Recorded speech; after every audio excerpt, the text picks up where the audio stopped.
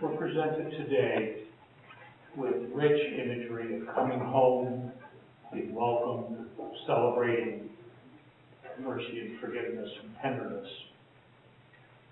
And we're called to extend that gift ourselves.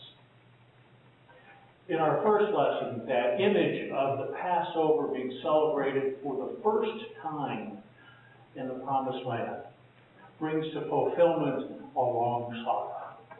The people have been drawn out by God through Moses' leadership from their time in Egypt. They have wandered a nomadic life in the desert for a generation, finally come into the Promised Land, into their ancestral homeland, and taken possession of it again. This is the first time in that whole generation they've actually celebrated Passover. As they lived that nomadic life, as they lived off the mysterious bread of heaven, the manna, they didn't have the elements they needed to celebrate Passover, the lamb, the herbs, and so on and so forth. Now, eating the harvest, the produce of the land, they celebrate Passover again, re-enter that covenant relationship with God, and mark the end of an era and the beginning of a new one.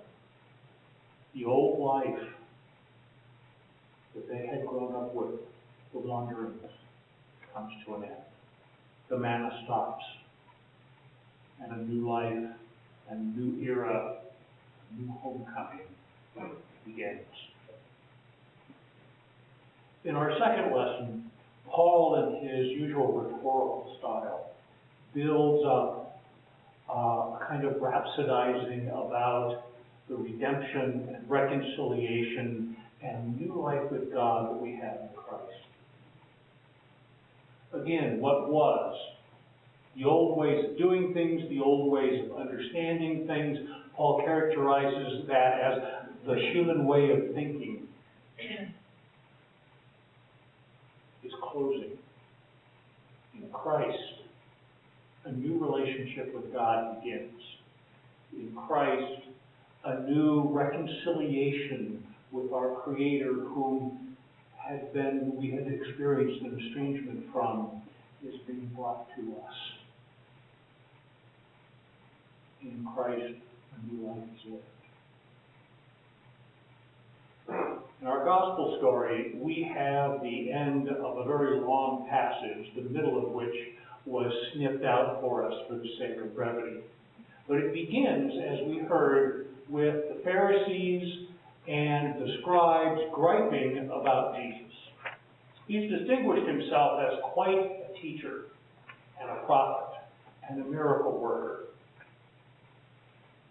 But he hangs out with the riffraff. He hangs out with the Roman collaborators, the tax collectors. He hangs out with the known sinners, with the unclean. And they complain, the Pharisees and scribes complain about this habit of Jesus. The unspoken query is, does this Jesus, this rabbi, think that nobody is unworthy? Does he think that God will forgive anybody? In response, Jesus tells three parables. The first one is the lost sheep, or you and I know it better as the Good Shepherd.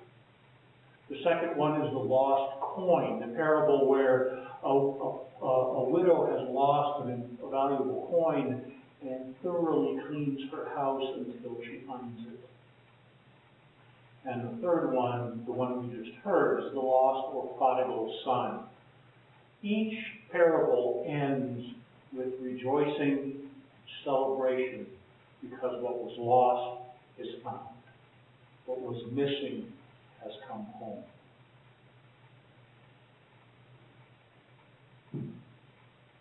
I don't know about you guys, but having grown up the oldest in the family, the eldest kid, how many of you guys were the oldest in the family growing up?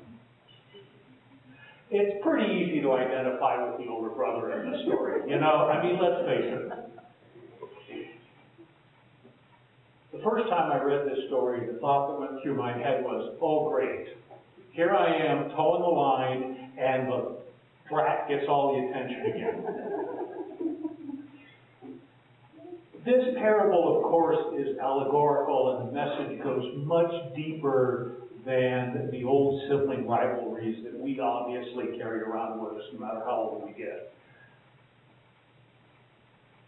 The younger brother, the rebellious playboy, is the symbol for those sinners in Jesus' audience that the Pharisees and the scribes want to condemn and push out of God's kingdom, the unclean.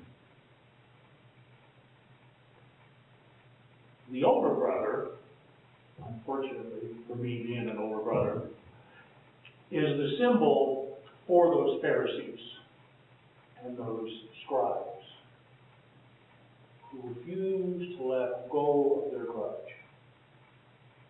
Perhaps actually believe they're better than everybody else. The Father, of course, is God, and the banquet, celebration, is heaven. There are several elements in the story that are countercultural as well. Or that we might not get the real visceral punch from. First of all, for that younger son to come to dad and say, hey, give me my inheritance now. Let's face it, that's basically saying, I wish you were dead again. It's vicious form of rebellion. But the father, instead of slapping him around or throwing him out, does it.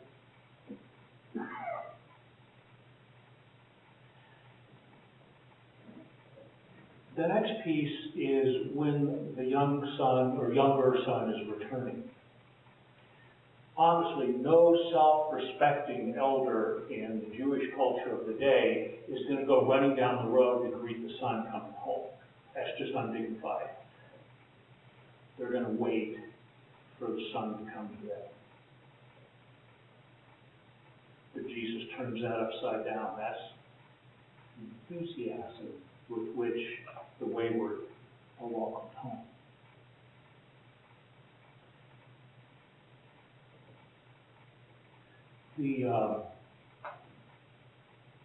I hate it when I do this, sorry.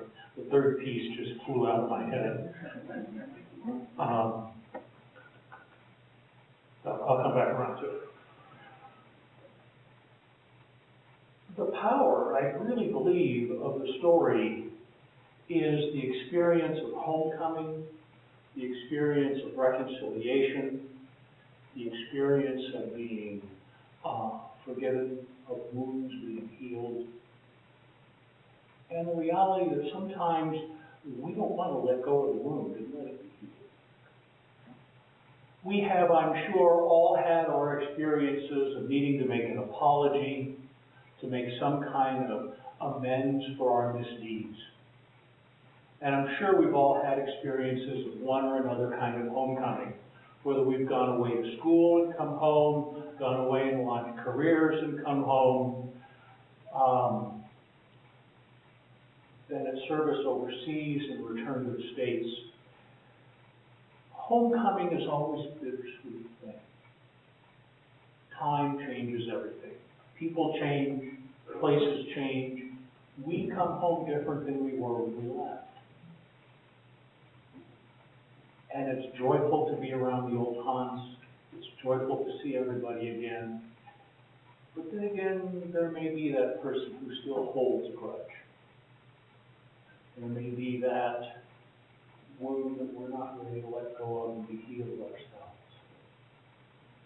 All these things are wrapped up in this beautiful and powerful parable. The younger son comes home and is lavishly forgiven. That's the third piece that I was forgetting, countercultural piece. In this kind of family strife, back in the day, a very full and thorough amends making would have been demanded of the son coming home to the family. What we see in the story is extremely shortened, abbreviated, condensed piece. The son simply comes, names his sins, and asks only to be received, so to speak, at the lowest levels of the household. And the father ignores all of it and goes away. Lavish forgiveness. And so the whole household enters into the banquet, enters into that symbol of heaven, the life of God, except the older son, the one who's holding the grudge, who won't let go. And again, the father comes out and goes to the son and pleads with him. Your brother was dead and he's back. We have to celebrate. You have to let go of the grudge. Yes, he screwed you over too. But this is what it's all about. That expression, I think, is very potent. Everything I have is yours. We don't want to let ourselves fall into taking that too simplistically or literally. That, all of this is going to be your inheritance. Everything I have is yours. This is heaven. This is what it's all about. This is the eternal banquet. Don't stand outside in the cold. Come in the door. Let go of the hurt. My brothers and sisters, today we're reminded of the rich depth and generosity of God's love for us. Readiness to take us home, to welcome us back again and again and again, whatever it takes. And we're issued the call to extend forgiveness and welcome and warmth and mercy and love after the example of Jesus himself.